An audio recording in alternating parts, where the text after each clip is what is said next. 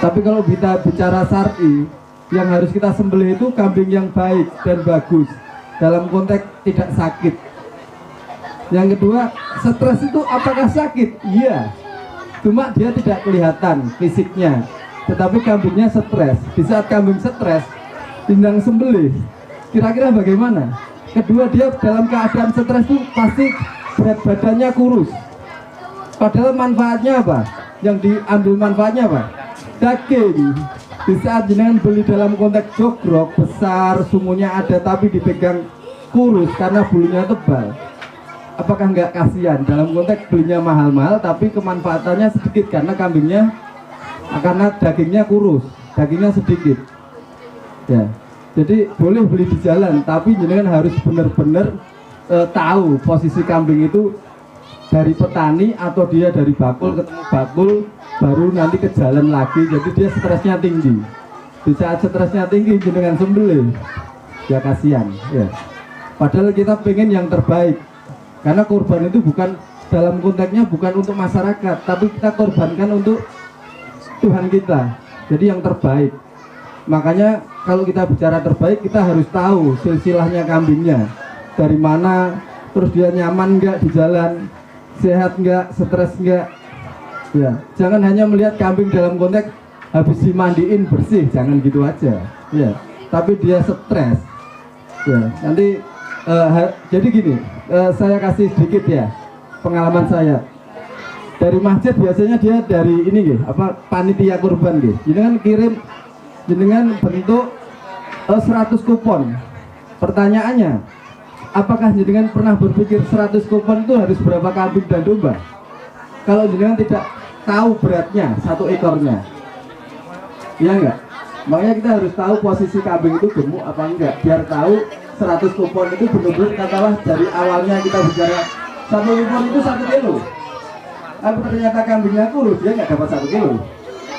Berarti kan kita akadnya pertama bergeser, ya enggak?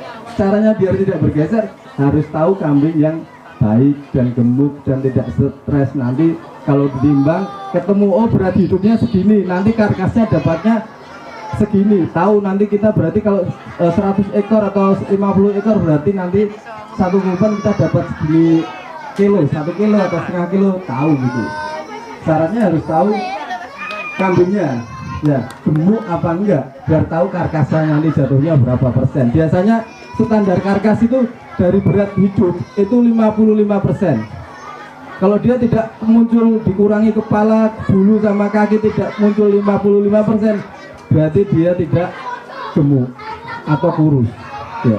Kambingnya berarti kurus karena karkasnya dia tidak masuk ke 55% dari berat hidup, seperti itu. Itu sedikit dari saya ya. Jadi harapannya jenengan tahu, karena jenengan sudah masuk di area kandang domba, minimal ada sedikit edukasi karena ini mau mendekati kurban. Jadi kalau hanya beli di jalan tidak apa-apa, sah-sah aja, tapi kan nggak tahu kita mau ngurip nih kamar hotel ya, sama di jalan ya enak di kamar hotel. Dia nggak mungkin stres kambingnya, apalagi kalau kita bicara di peternakan, dia kambingnya sudah lama di sini, jadi kondisinya akan gemuknya maksimal, dia nggak akan stres seperti itu. Terus kesehatan juga dijaga karena kita mau mempersembahkan yang terbaik. Satu, memang lahirnya buat masyarakat, tapi hakikatnya kita akan memberikan persembahan yang terbaik untuk Tuhan kita. Terus mohon doanya biar ini biar berkembang maju ya. Terus apa ya, saya sudah 9 tahun ya, 9 tahun ini ngurusi Darul Qalbi dari awal, dari seperti tadi saya bilang dari rumah mertua, terus dari mana, dari rumah mertua, terus bisa buat di samping kuburan. Nah, kalau ingat kuburan, tahu nggak? Ini kan yang diingat apa? Ingat mati ya. Sebaik-baik orang itu bisa yang mengingat mati, tapi sebaik-baik orang itu yang mempersiapkan untuk kematian. Nah, kalau kita lihat kuburan, pernah nggak jenengan berpikiran kuburan itu nggak punya marketing penuh loh, dan masih buka lowongan? Ya, kalau nggak percaya silakan. Jadi kalau jenengan punya mimpi, punya usaha atau punya ikhtiar, jangan takut. Jangan takut rugi, jangan takut nggak siapa yang beli, jangan takut ya. Kuburan aja nggak punya marketing, ada aja, penuh lagi ya.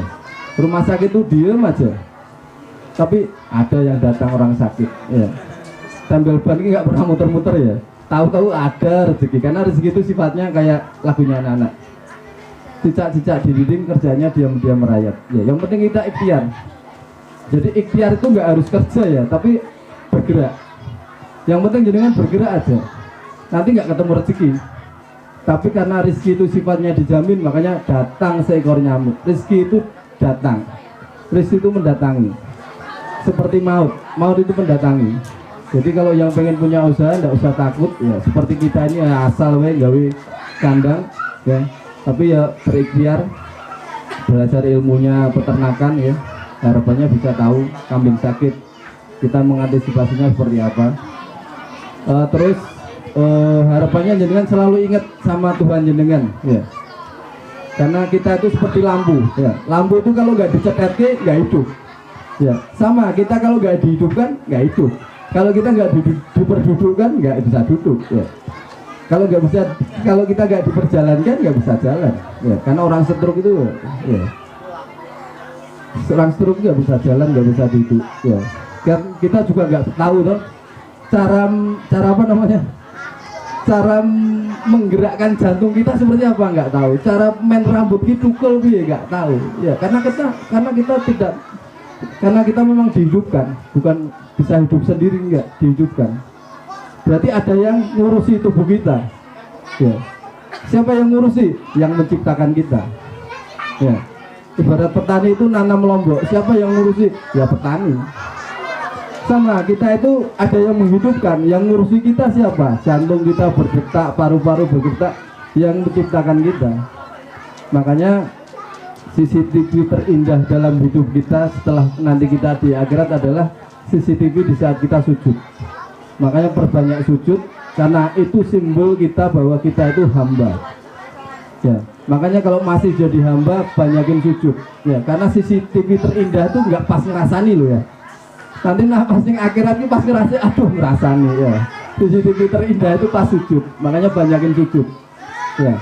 Karena status kita hamba, banyakin sujud, banyakin sujud, banyakin sujud. Dan sujud itu tidak bisa dilakukan orang dalam konteks orang kafir ya. Jadi kan sedekah, nah, orang kafir itu ahli sedekah banyak ya. Orang kafir itu ahli sedekah banyak, tapi di saat sujud nggak bisa orang kafir.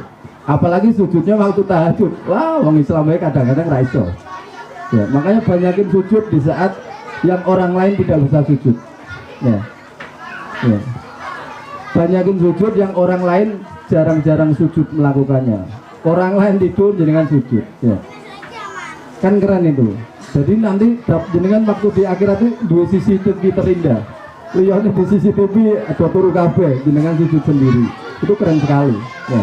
Makanya saya mengingatkan banyakin sujud, karena itu kenangan terindah di saat kita masih hidup ya. Kumpul-kumpul kayak ini indah, tapi yang lebih indah itu di saat kita kembali ke hakikat kita sebagai hamba. Sebagai hamba itu ya beribadah. Beribadah itu salah satunya simbolnya yang paling hakikat itu bersujud ya. Makanya pesan saya banyakin sujud. Siapa tahu sujud itu jadi penggugur dosa, siapa tahu sujud itu jadi pengangkat derajat jenengan. Sing rak duwe dadi sugih, sing di masalah jadi selesai ya. Yang rak di jodoh cepat ketemu jodoh. Jadi harapannya dengan sujud jenengan itu sewaktu-waktu di saat jenengan ikhlas, waktu sujud itu kita nggak tahu sujud kita yang ikhlas yang mana. Harapannya di saat ikhlas itu Allah ridho dengan sujud kita ya. Nah, nanti dengan harapan nak wis ridho, nak wis cinta yo sama dong. Jenengan pernah pacaran tuh, pacarnya rak jaluk wis ditukokke. Sama di saat kita belum doa, tahu-tahu Allah sudah ijabahi hajat-hajat kita ya. Makanya pesan saya seperti itu aja, hanya mengingatkan kembali bahwa hakikatnya kita itu hamba. Makanya paling pantas itu ya sujud.